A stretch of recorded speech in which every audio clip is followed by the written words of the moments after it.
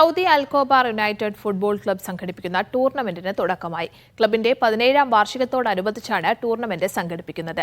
Indian football താരം അനസ് എടത്തൊടിക മേളയുടെ kick off നിർവഹിച്ചു.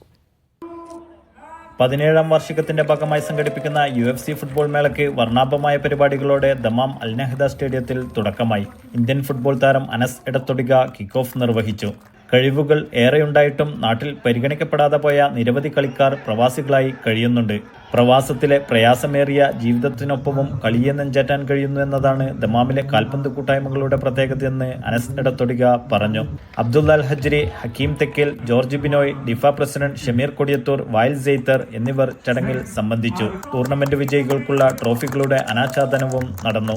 ആദ്യ മത്സരത്തിൽ കെപ്പു എഫ്സിയെ പരാജയപ്പെടുത്തി ദമാം FC ജേതാക്കളായി. രണ്ടാം മത്സരത്തിൽ RCFC ജുബൈലിനെ പരാജയപ്പെടുത്തി ദല്ല FC ജേതാക്കളായി. ഇക്ബാൽ ആനമങ്ങാട്, രാജു കെ ലൂക്കാസ്, ആഷി നെല്ലിക്കുന്ന്, ഫൈസൽ എടത്തനാട്ടുകര, ഷെരീഫ് മാണൂർ, മുജീബ് കളത്തിൽ എന്നിവർ നേതൃത്വം നൽകി.